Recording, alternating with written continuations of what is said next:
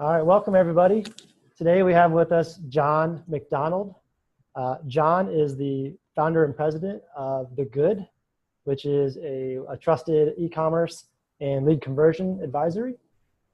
Jon has a background in interactive development and has been running The Good for 8+ years, I believe.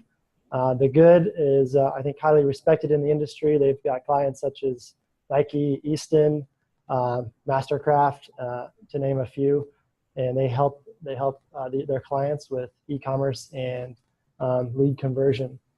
One of the things that I saw on Jon's website is that they help brands sell more online while respecting the customer.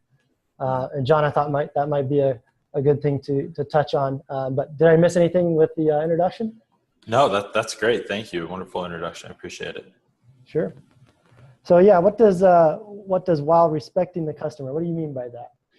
Well, I think what we found at The Good is that what e-commerce leaders really want is to produce more revenue from their existing web traffic, right? And so understanding how to convert more of those visitors into buyers is really all about serving the needs of those visitors. So the biggest mistake that e-com sites make that we see over and over again is that they continue to market at the consumer once they've visited their website, as opposed to starting to serve the needs of the consumer on their website. The best way to think about that is that when a consumer has reached your website, your marketing has won. It's now time to start serving up a sales process of getting that consumer what they want. There's really, as you mentioned, we've been doing this about 9 years now. There's really only 2 reasons we've ever seen that a visitor is on an e-commerce website. Number 1 is to research and understand what is the best product to fit their needs. And the second is to purchase or understand where to purchase that product as quickly and easily as possible. So a brand's e-commerce website should be all about serving those 2 needs. The marketing that they've done to, AdWords, SEM, whatever it might be, to get people to the site has worked. It's won.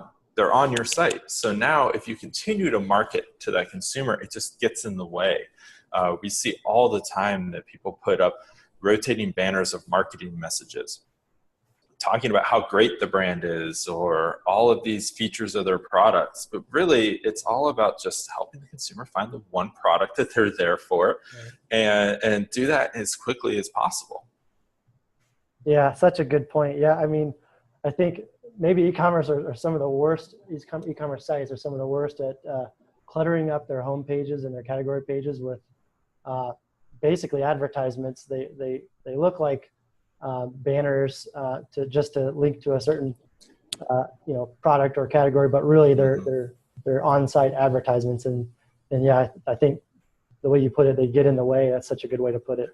Yeah, and it's super frustrating for an e-commerce leader to spend so much of that time, effort, money driving traffic to have that site not convert.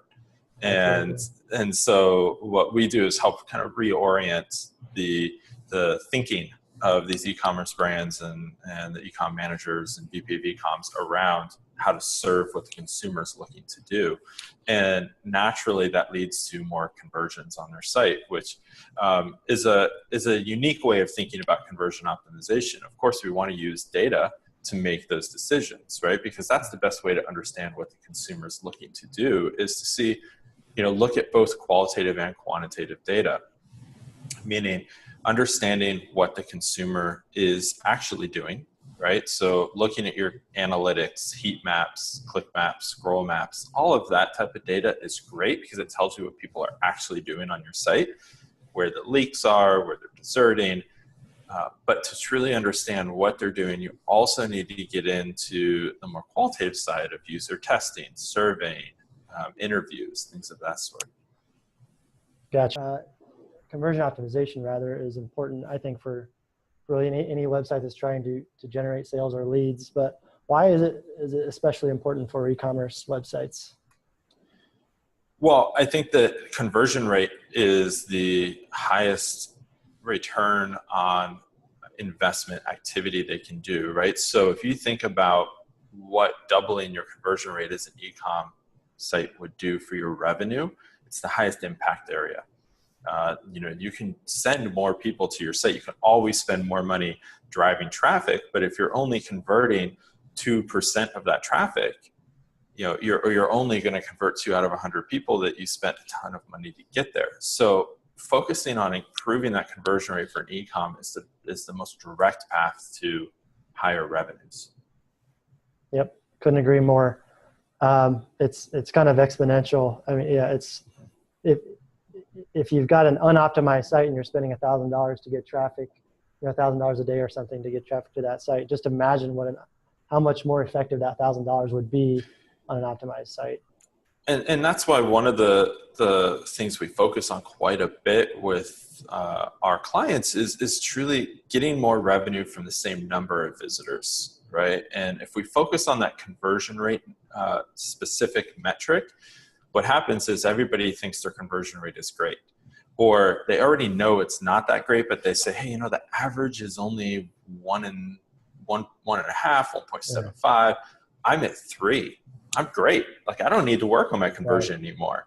And so dispelling that myth is a huge part of where we start with clients we end up working with. Often what I like to say is a good conversion rate is one that's always improving, because it varies so much from brand to brand, even within the same market segment. But then, if you're selling t-shirts or you're selling, $100,000 custom made boats, the conversion rate is going to be very different. And so an industry average across all transactional sites is going to be very, very different. Surprising stat that usually gets people's attention is that Amazon Prime's conversion rate is 76%. And that's that's a lot of growth to be done for a e-com brand who might be at 1 or 2%. Yeah. Even if they're not a Prime consumer, Amazon's conversion rate is 13%, which is still a lot of room between the average of just under 2% to 13%. Even the top 500 e-com sites altogether averaged out, the average conversion rate is still only 3.33%. So there's a lot of room for growth there. Absolutely. Wow. Yeah, those are some illuminating numbers for sure. Okay. What does it look like for an e-commerce site to go through an optimization process or program? What does that entail? Well, I think that we should start by saying that it really is a program. That's the key word there, right? It's an ongoing, iterative effort. I think that anybody who comes in to tells you, hey, we can increase your conversion rates overnight is lying to you. Maybe there's a couple of quick wins that they'll get out of there, but they're not going to be that sustainable. I read articles every day that talk about changing button colors or doing this simple tactic, and there's a world of tactics out there. The problem is that unless you have a systematic process for how you're going to attack the deficiencies on your site, first of all, understanding what those deficiencies are, understanding what your consumers are having problems doing on your website, but then how you're going to attack each of those problems is really important. By making it a program and ongoing, you're going to be able to build on the learnings of every testing cycle that you're doing. So once you form your hypotheses around what the problems are and what you think the solution is, you need to test that. Your test is either a winner or a loser. The best way to put that, though, is there are no winners and losers. It's all about learning, and you're going to learn no matter what the outcome is. And so, we don't frame our tests around winning and losing. Instead, we frame it around what was the learnings from that test, which is almost always positive, and always surprising. Very rarely do we run the same test across multiple clients and do we get the same exact outcome. And of course, there's best practices that you want to put into place and things that with a majority of the time are going to result in a great outcome. But you want to be testing as much as you can. And I would say, what an e-commerce site should be thinking about if they're embarking on this for the first time or really just starting to work with a professional around this is to be thinking about big tests first, right? Because not only are you going to get the most bang for your buck by doing a big test, but you're also going to be learning the most very quickly. Then as you say, okay, I know that we need to totally reorganize the content on this page. Now you can get down into what that content says, right? So you can keep working your way down a funnel from large tests down to smaller and smaller tests. And you can do that throughout your entire site. But that only is best informed by the learnings at each step. And you just keep diving deeper based on the learnings. What's an example of a big step? What would that be like? Well, like I had mentioned, I think it's, looking at a complete page layout redesign, right? Or a complete overhaul of a site navigation. One of the first things we'll often do with companies is understand what's broken with their navigation, right? So a lot of times brands want to talk about themselves, going back to that continue to market. So they put a lot of that type of content in their navigation. Well, consumers are there to find the product they want, right? And research that product. In order to do that effectively, they need to get to the right category page or product detail page. If that's not easy to do in the navigation, and then it's not the right filtering or right subnav, things of that sort, then it becomes a blocker and they get frustrated very quickly. So we like to look at what those navigation items are and listen to the consumer feedback that we're hearing and reorient the navigation around what people are having trouble finding and what they're having trouble doing. Then, taking that and completely overhauling the navigation, in my view, would be a pretty big change to a site. It's a big test. And then once you know that, okay, the new structure is working, then you can start working on wording. You can start working on the nomenclature, on the order of the items in the navigation. Those would start getting to be a little more smaller tests, right, as you start iterating on it. Yeah, okay. Yeah, that makes a lot of sense. Okay, so as we're running one of these tests, what are we looking for? What tells us if it's successful or not? Well, there's a lot of different methodologies out there around what makes a test successful. Of course, every good test has a goal of what you're looking to do and a metric you're looking to track, right? So, conversion rate means a lot of different things to a lot of different people. I mean, it could be conversion to get somebody to sign up for your email list. It could be conversion to just getting somebody to a product detail page. Mm-hmm. And a lot of our tests are around simple things like that. How do we get people to the right content they're looking for? That's going to put us in the best opportunity to sell and to win at that point. So having a clearly defined goal for every test is extremely important.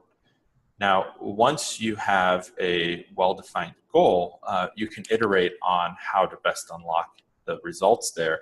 But every test platform that you would use, be it Optimizely or Adobe Test and Target or Visual Website Optimizer, whatever these tool sets are, they all have their own mathematical statistical formulas for helping you understand which variation is looking the best and winning the best and has the best chance of unlocking the goal you're going after. You always, though, want to look for what's called statistical significance. That is on whatever model is being used, and there's several of them out there. Whatever model is being used, that variant has the highest likelihood of having the outcome that you're aiming for. And it has it with, we like to look for a high 90% of statistical significance, meaning that the math is telling us with a 95% or 98% outcome that, or chance that it's going to have that positive outcome for every visitor. Does that make sense? Yeah, that does make sense. Yep. So to get to that level of significance, do you need a certain sort of threshold, like a minimum number of users or visits to a test? Well, and again, that goes back to what model you want to use. Now, that's why we often start with larger tests, especially if it's a medium-sized brand or a smaller e-com site. If you're, we work with Xerox, Adobe, you mentioned a few other brands that we've worked with. When you have 100,000 visitors a day to one page of your site, it's very easy to reach statistical significance in a couple of days, right? But maybe you're getting 1,000 visitors to a page in a day. Or your homepage is only getting 1,000 visitors a day. Well, at that point, it may take a few weeks to a month to get to that number. But if the larger tests you do, the higher likelihood you're going to get to that outcome sooner than if you just change something very small. And so that's part of why we like to start with bigger tests, because we're able to move a lot more quickly that way. Okay, awesome. So we've got a goal, we've got some ideas of things to test, and we know we've got some tools in place. How do you test two variations of something like a menu or whatever it may be? How does that work? Well, from a technical level, almost all these platforms, you put a snippet of JavaScript on your site that allows you to alter what is rendered out to the browser before the end user sees it in the browser, right? So what that JavaScript does is it allows you to have variant A and maybe a control, right? So A/B, let's just say A/B testing, right? You have your normal homepage and then whatever you wanted to change on that homepage, okay? And you could do multivariate where you have several of these tests along the way. But what you're looking to do is to segment the traffic. So say you have 100 visitors come to your site, you could have 50 get variant A and 50 get the control version, for instance, right? And what that would allow us to do then is track the number, the goal that we had, the number of completions of the goal we're trying to get. So if it's a purchase or influence somebody getting to the right page or whatever that might be that we're considering a conversion or a goal for that test, we're able to track that. And the end user has no idea that they're being opted into this. In fact, as you're navigating the internet, probably close to, I think the latest stat was 40 to 50% of websites are now doing some type of testing like this. And as an end user, it should be seamless to you. You are getting cookied with what tests you saw, and that way it's able to track it throughout. But from a technical level, put a snippet of JavaScript on the site. It allows us to set up our test through whatever tool set we're using with that client, and then segment the traffic as it comes in and render out whatever variant they've been opted into their browser window. This allows us to make a bunch of changes without needing to get the back-end code of your e-com site involved. So it's really safe. It ends up being fairly quick to page load. It's friendly for Google. They actually like you doing this. They have their own tool now as well to help you do this on a smaller level. And it's, it ends up being just a great tool for learning, as we've been talking about. Yeah, awesome. So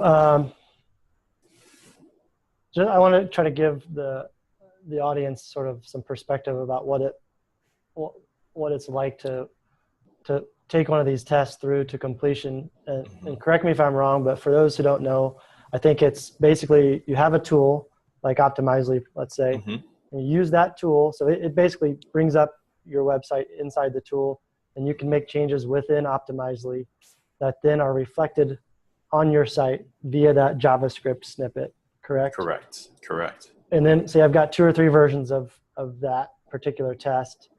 Once it's done, we've said, hey, version B is the winner. We want to use that going forward. Then what happens? Do we need to then go make the change permanently on the website? So typically what we do is when we have a winning test like that, we tell the platform to send 100% of traffic to that winning test. So that way we can immediately start seeing the benefits from that, right? in that time frame, we're packaging up all of the code that we wrote, all the details, and typically we are either implementing that for our clients into the source code of the site, or we're handing that off to their dev team to implement and get into the next iteration or launch cycle. That makes it very efficient for the development team because we've already done most of the code, and we're able to tell them exactly what needs to change. So we have before and after screenshots and wireframes and the whole process we went through. We're able to package all of that up and hand it off to them and say, this is exactly what needs to get built, make it look exactly like this. This we know increases, whatever goal we're trying to go after. So the nice thing about that is it makes the testing process has the outcome of also making it extremely efficient for your developer to make changes to your site, because they're not making a change and letting it sit there for a week to test, right? And then having to go back in and rewrite something else that's on that exact same element of the website. So we often find that a lot of smaller e-com sites that are looking to be cost efficient with their development resource will often like the process we take them through, because of the fact that it will make them very efficient for what changes should be done to the site. And second, for larger corporations, they have iteration cycles and launch cycles that they need to go through. So if they make a change, they want it to go through QA and everything else, and that can take 2 to 3 weeks before it goes live on the site. Mm-hmm. They don't want to miss out on that opportunity. So when we send 100% of traffic to that and winning test, then we're able to bridge that gap for them as well. Awesome. Yeah, so nice seamless experience there. Okay, that's great stuff. Let's back up a little bit and talk about some of the biggest mistakes you see people making, so e-commerce sites making, that can be, I don't mean mistakes with their conversion optimization, just maybe just general mistakes you see on e-commerce sites that can be sort of solved with conversion optimization. Well, I think that, if you, at a very high level, right, as I mentioned when we first started this interview, that we need to understand what the consumer wants. And it's not about sitting down with your internal team and saying, this is what changes we should make. Usually that's going to lead you in a wrong direction. You start looking inward too much, and you're going to just say what you already know. And you're making a lot of assumptions. And what I mean by that is you're making the assumption the consumer already knows all this information about the brand that you know. So instead, running user testing, I think, is extremely important, and talking to your consumers up front is extremely important. Most brands, when we start working with them, have very little interaction with their customers. So just getting that interaction going, talking to your customer service team, understanding what calls they're getting, what questions they're getting, then moving that content onto the website in a place that it's going to be most helpful. So I would say, starting high level, that they need to be talking to consumers, and a lot of brands aren't doing that, especially related to their website, right? And when they do have those conversations like customer service, making sure there's a feedback loop to get that back onto the website. That's going to make a lot of difference pretty quickly. Okay. Meaning, so if there's a common question being asked over and over, we get that into like maybe an FAQ section or something with the answer to that question, that kind of thing. Exactly. Or baked into a product detail page where that question is, right? We typically don't like to see FAQ pages, since you brought that up, on a site, because it's typically means it's a failure to provide customer service. What I mean by that is it's a ground where every customer service team just wants to throw the answers so they get up on their website. And it needs to be a process of understanding where that question is getting asked when somebody's on the website. And it needs to be answered in that place. And the only way to really do that is put another layer of thought into it and say, okay, where this question keeps coming up, where would somebody be having this question? Let's put the answer there.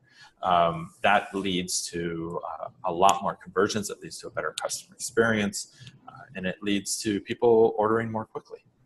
I love that. Yeah, it's so easy to just think, oh, put all your questions on an FAQ and you're done. But really, yeah, if you're interacting, if you've got the answer to someone's question as they're encountering the problem, yeah, your chances of them being happy and satisfied are so much higher. Right. And I would imagine, I mean, if it's, let's say it's a product detail page, I mean, that's going to boost your conversion because they don't have to go anywhere else. It's the answer is right in front of them. They're not going to leave your page and forget or decide not to come back. Yeah, exactly. Exactly. Awesome. Okay. What are some, I know we've covered a bunch of it already, but what are some just basic best practices that sort of almost every e-commerce site should be following? Well, I think having an effective on-site search is extremely important. Relying on your e-commerce platform on the built-in search is just typically a bad move. You really want to take a look at what people are searching for and make sure that you've got content that matches up with those searches. So if somebody is, we worked with a major athletic apparel goods, and if you would search jacket, you often got pants in the search result. And it was like, why are you showing me like the second, third, and fourth results are pants? Why did this come up? And it was because in the product description copy, it had goes well with this jacket, and it had the word jacket. And so the platform just assumes right off the bat, oh, it's in the product description copy, it must be relevant. Mm-hmm.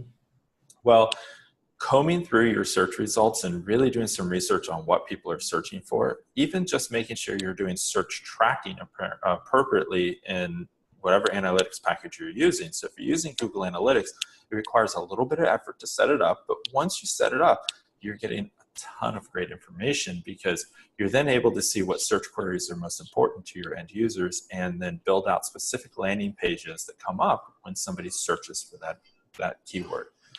And then you're really able to guide them in the right direction. And there's a ton of great tools out there. Most of them are platform specific, so I won't really get into that. But I will tell you, site search is a big issue, and it's something that consumers now, especially on mobile, they're standing in the store looking at all of your products that are available in retail, and they're saying, "Oh, they don't have my size." So they go to your website, enter, even if it's just down to the SKU or whatever it might be. Yep. And they say, they're looking to how can I get this, and what's the price difference going to be if I order it on directly from the manufacturer. Yep. It's an easy way for you to win and get that sale, but you just have to put a little bit of effort into understanding what people are looking for and what their experience is when they do search. Okay, yeah, I've got an interesting example. Just yesterday, I was at a sporting goods store, and a national, probably the largest sporting goods store there is, and I'm looking for a softball helmet for my daughter, and I find a whole roll of helmets, and I mean there must have been 40 or 50 of them, and not a single one had a price anywhere to be found, and that always bugs me. If you don't want to tell me how much it is, I don't want to buy it. It just bugs the heck out of me. But anyway, I had my phone, and I looked up on their website the same product I was looking for, pink softball helmet, and sure enough, the website had the price. And so at least I was armed because their site search worked as I expected it to. It was great. Yep. So at least that was there, and it kept me in the store, and it helped me go finish my purchase. Yep. So yeah, it's definitely it's hugely important. I totally agree. Well, and that's even a conversion that wouldn't necessarily show up on the website, but led to more revenue and a better customer experience, right? I mean, think about what you were just saying about how it was a great experience. I mean, that story is really indicative of why it's super important to be involving consumers and understanding what consumers are trying to do on the site versus what the brand wants to do. Because, if that gets into a marketing meeting, typically what they say is, great, people are looking for pink helmets. Let's put a pink helmet up on our homepage. Mm-hmm. Well, okay, but that's a small segment of what people are looking for, right? Right. Yeah. Okay. Anything else best practice wise? Sure. I would say having relevant personas defined. Usually marketing teams have some persona, especially the larger corporations. But if you're a mid-size or smaller e-com site, you generally have an idea of who you want to sell to.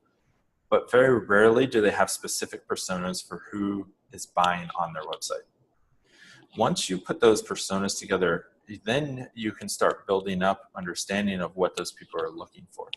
Great example of this, when we worked with Easton, they're the 98%, I think, of college baseball swings are done with an Easton baseball bat. They pretty much own baseball experience for Little League every year. We had a great finding when we worked with them on overhauling their site a number of years back. What we found was their personas was a 45 to 55-year-old male father who had a kid who was in Little League, and their persona was who had played baseball himself, right? So he knew the language of what baseball, all the stuff about it. And they were going after college students who, likely were able to bring their own bat if they wanted to, or they were being sponsored by Easton because they sponsor a lot of the college programs, and were looking to choose which bat was most efficient for them. So those were their two personas. We did a lot of research around understanding who was using the site, collecting demographics, survey data, and we found that a very, very, very high number, percentage-wise, of their visitors to their website were actually mothers looking for something for their Little League son or daughter in softball and knew nothing about any of the technical terminology. They were just told by the coach, your son or daughter needs a new bat, and that was it. And so they went, and they were so confused. And what happens is you went into the category pages, and you were met with a wall of bats. Every bat, a 1 inch by 1 inch picture, looks exactly the same. Maybe there's a little color variant, and then the prices were wildly different. Everything from a $100 bat to a $400 bat. And so as a parent, you're like, how do I choose? They would get so overwhelmed that they would just leave, and they would bounce off that page. And nobody knew why the bounce rate was so high. It is because they assumed that somebody who was familiar with the language knew how to find that right bat, right? So they were able to type in and search by different weights and lengths and barrels and all these type of things that are technical terms, if you will. But a parents who had no experience with Little League or any baseball experience didn't know where to start. So what we ended up doing was building them a bat finder. Made it super easy.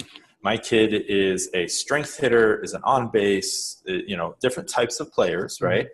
And that what league they were in. The other problem we found through interviews was that these parents who didn't know better, no fault of their own, would buy a bat and spend good money on this bat, take it to the league, and then the umpire would not let the kid swing with it because it wasn't certified for their league. If you may know from your daughter, there's a bunch of certifications out there, and leagues only support certain ones. And if your bat doesn't have that stamp on it, then they can't swing it. And so you could very easily not know that, or not know what leagues are supporting what certifications, and then you show up with the wrong bat. You've wasted your money because maybe the kid has hit that bat in practice already and dinged it up or whatever, and you can't return it. So we found this to be a pain just through customer surveys and interviews, and going back to talking to customer service teams, we found that one of the high volume of calls they would get was, hey, can I return this bat that isn't certified for the league if it's already been used? And so we wanted to solve that problem because that just creates a poor customer experience.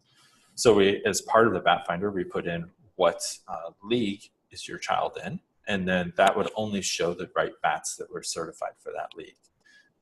And then if they wanted to search by things like bat length and barrel width and all those other things and weight, they could do so as well. But we found that dramatically reduced returns, and it dramatically improved customer experience on the site and conversions, because now they're presented with 4 bats instead of a wall of every single bat in every single size. And so they could go in and say, oh, well, my options are this $300 bat or this $500 bat. And then they could start comparing what the differences between the two are in a way that was meaningful to them. So. Yeah, that's amazing. What is also amazing is that bats can cost $300 to $500. That's crazy. Just like any child sports have become an industry of their own, right? Absolutely. Yeah, that's such a good illustration of what conversion optimization really is. It's so much deeper than changing a few words or the color of buttons or things. It's really about ultimately providing the best user experience, right? And you only get there through knowing who your users are, right? Yes, very much so. Speaking of user testing, what are some of your favorite methods of user testing? How does that kind of usually work? Well, a couple of different things. I think we almost always do remote user testing. We find a couple of different concerns. The first is if you do on-site user testing, your user pool is very limited, meaning it's only who you can get into your office at a specific time, your testing center. Second is when they're on site, they feel pressure to kind of do it the right way, whatever that means to them, right? And so you end up not getting a true experience. And we also find that a lot of people want to do user testing at numbers that are not meaningful. What I mean by that is they want to do 50 user tests. Well, what we have found is that anywhere from 7 to 10, and you start to get the exact same information over and over and over. So we really only need a small number of user tests to provide really meaningful data. And it's very, I would say that there's no reason to be spending a ton of money doing user testing to get that quantity and to spend looking through all of the videos and mining all of the data. And if you do all of that, you're really not going to see much different data than if you just did a handful of tests. Okay, that's really interesting. Do you typically use a third-party company that puts these tests together, or is it something you bring people into your office? How's that work? Yeah, so again, we use a third-party tool set to do the testing through, but we have all of our own testers. So we're not a software company, if you will, right? Like there's so many great user testing platforms out there that allow people to log in through their browser and record everything and get you the information you need, pre-qualify these people based on questions. So really, that's not where the value is. The value is in having the large testing pool. So we have access to several 100,000 user testers that have all been pre-screened. Those user testers, we have all segmented based on demographic data typically, plus a few other questions. And before anybody can complete a test for one of our clients, we then pre-segment them again and qualify them for that specific test. So what that does is it continually builds up our database around these testers because we're continually adding more information about them that we're able to segment for every test they take. So we're able to find very specific testers, which is important, that match the personas. And this is why personas are very important of the brand that we're working with, of their people who they are selling to on their website specifically. Right? Then from there, once we have them all segmented, we have people ready to take the test. We have a whole team here who is very good at putting together these user tests in a way that is not leading. Think of it kind of like political polling. If you ask questions in a certain way, you're going to get an answer out of that is unintended. What I mean, it's very easy with polling and with segmenting questions, things of that sort.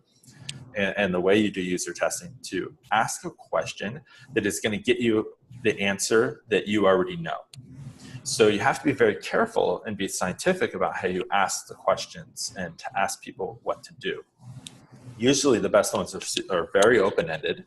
So asking questions that are saying, hey, look at the homepage for 5 seconds and tell me what you thought, right? And that's very open-ended.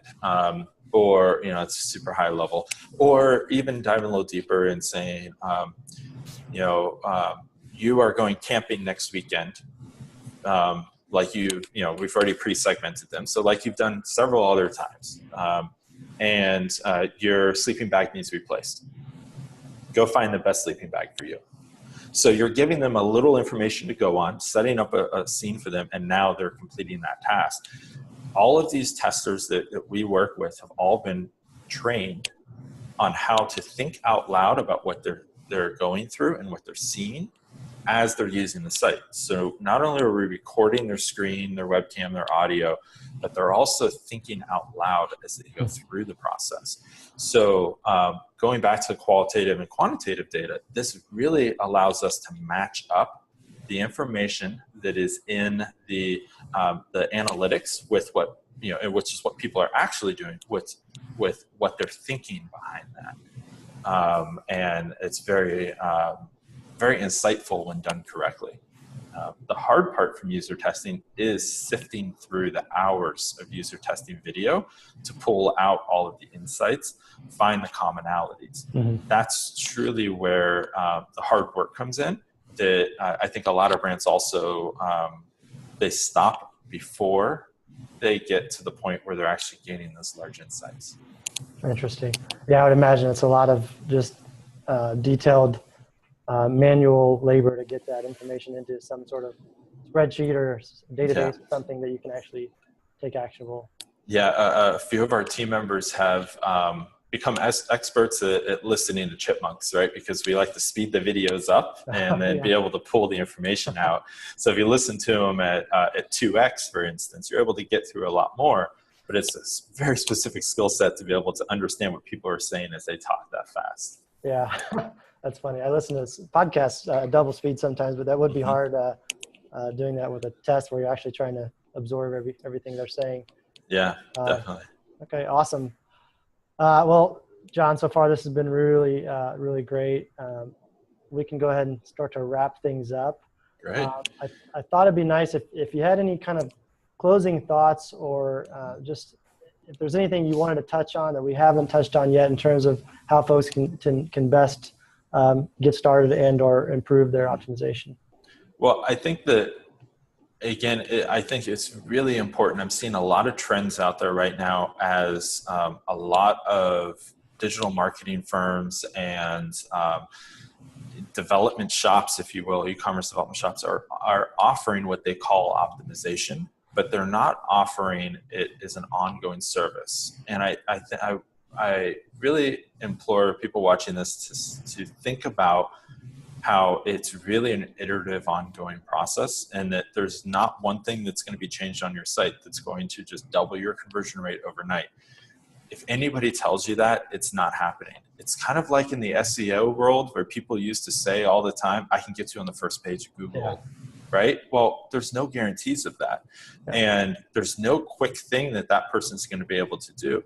Just like in SEO, you have to write relevant content that people are looking for, and it has to be quality and all of those other things. That much effort also goes into CRO. And I think that that's an important point to make, because I'm seeing a lot of trend of people who are pitching these one-off tactics. And what they're not saying is that is a small, very, very small piece of how results are unlocked. And anybody who likes to just write a bunch of content without having specific case studies and examples of how it was played out, I would caution probably doesn't know as much as they're purporting to know. There's there was a couple of great articles I saw recently around fake experts in CRO and how easy it is to say I've done these tactics and it worked. But it really is a methodology, and I think it's worth looking at the methodology aspect. Awesome. Okay, that two more things I wanted to touch on real quick. Yeah. One, is there an end to optimization? Like, can I get my site so well optimized that I can't improve anything else? I think that there should always be something to iterate on and be learning. I'd like to set the expectation when we start working with clients, they need to think about it as a minimum of a 6-month program. If you're doing anything that is only a month or 3 months, you're really not going to have learned a lot, and you're really not going to have shown enough improvement. We have a lot of clients we work with for 6 months, then we take a bit of a break for 3 months while they kind of catch up and iterate, and then we come back in for another 6 months, things of that sort. I would say that you can always be learning and always be iterating and always be testing. Now, that's convenient to say for somebody who offers that service, right? A company that does that. But I think that the truth is that there's really not an end point for testing. What we like to do eventually is work with the brand enough where they've gotten some really great gains to where they can start investing those gains in an internal team member who can be doing this for them in-house and ramping that team member up. That's the most sustainable long-term path. But we have clients we've worked with for several years, and we're continually finding new insights for them and finding ways to look at other metrics besides conversion rate, average order value, repeat customers, customer retention, right? Yep. Those things have a direct impact on revenue as well. Okay. Yeah. I mean, if you think about it, if you're a successful company and you're growing, you're always going to be trying new things anyway. And those new things you can always be testing to improve them. So exactly. I can see how it's really a never-ending kind of process. Okay. The last thing I wanted to touch on was, sorry for the bell there. The last thing I wanted to touch on was design. So I already know what your answer is going to be, but I'm assuming you would not recommend a company just reach out to like 3 or 4 design companies that say, hey, we want to redesign our website. And that be it, without any kind of testing or data to back up the direction of that design. Yeah. Look, a redesign should be the last resort, right? Again, it's an iterative process, meaning improving your site. There's always small things that can be done to be changed. There's only really ever 1 or 2 good reasons to completely redesign your site. The first is you have a complete rebrand of your company, and you need to make sure the look and feel matches with that rebrand. Okay, valid. You want if you have your packaging, you're in retail, you want somebody to go to your website and it feel coherent or cohesive, right? The second thing is if consumers go to your website and it has so low visual appeal or it looks so dated that they no longer trust your site. If they don't trust you and your site, then that's a huge barrier that needs to be overcome. And visuals are one of the largest ways to increase trust right off the bat. Okay. So if the trust is there and you're not in the middle of a rebrand, I really think that spending a ton of money on a redesign is likely not the best bet. You're way better off to take that huge budget that redesigns cost. For some reason, redesigns costs, I've seen them cost several $100,000, right? And it's, that's a large sum of money that if you took that money and you divided it by 12, and spent it over the next year on optimizing the site, running some tests, looking at the gains you would make month over month from that iterative process, you're going to see a much greater gain and return on that investment. That doesn't mean you can't be making small design tweaks as part of those tests, but you're testing those design tweaks instead of just throwing out your old site and starting over from scratch. I can't tell you the number of clients we start working with because they did a redesign 3 months ago and their conversion rate dropped through the floor. Yeah. I said, I don't know what happened. What happened? We have a beautiful new site. We did UX on it and made sure that it looks great. But they didn't take into account the customer. And I think that's part of where you were going with, you probably knew how I was going to answer this, is that, when we do redesigns for customers, it's always data backed. We audit the current site. We do a bunch of that user testing. It's a very similar process when we start working with a customer for optimization. We want to take all of that data and understand where is their current site lacking, and then build on top of that current site with the visual refresh and baking in some of the learnings and the data and the findings that we've had out of that auditing research process. Yep. Okay. Awesome.